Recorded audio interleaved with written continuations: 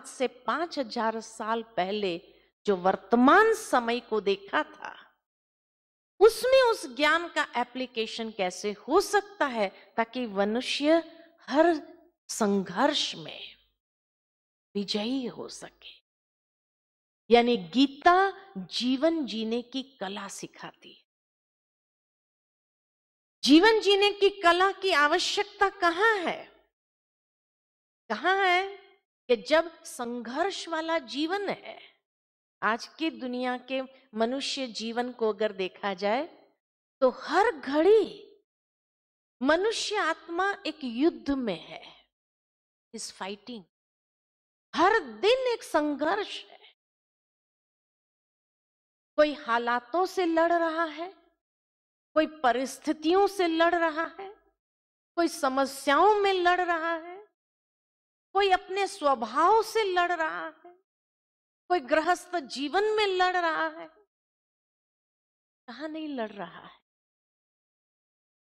ऐसा जब जीवन ही एक युद्ध क्षेत्र, कुरुक्षेत्र बन जाए, तो ऐसे जीवन रूपी संघर्ष में विजयी होने की विद्या, विजयी होने का विशुद्ध आध्यात्मिक ज्ञान, समझ कहां से प्राप्त हो?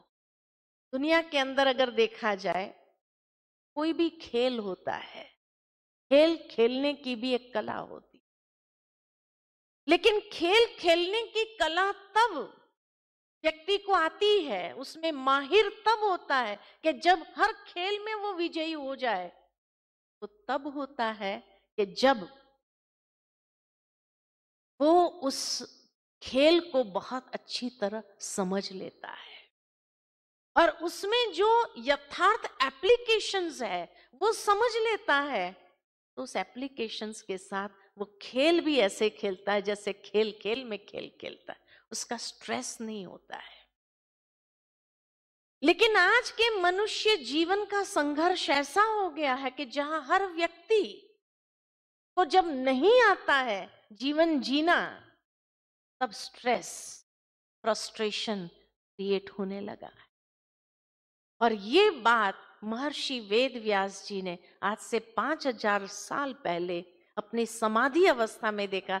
ऐसा समय आएगा जब हर इंसान युद्ध करेगा, हर इंसान का जीवन कुरुक्षेत्र हो जाएगा, हर इंसान का मन कुरुक्षेत्र का मैदान हो जाएगा। और ऐसे समय में उसको विशुद्ध समझ देनी आवश्यक है ताकि उस संघर्ष में विजय कैसे हो।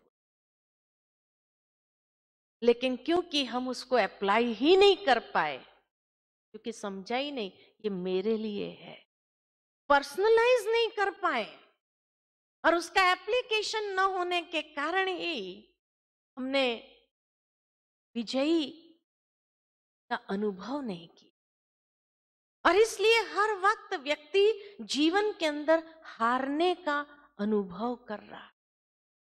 माना इतनी ऊंची टेक्निक होने के बावजूद भी हम विजयी न बन सके, क्योंकि उस विजडम को अप्लाई करना नहीं आया।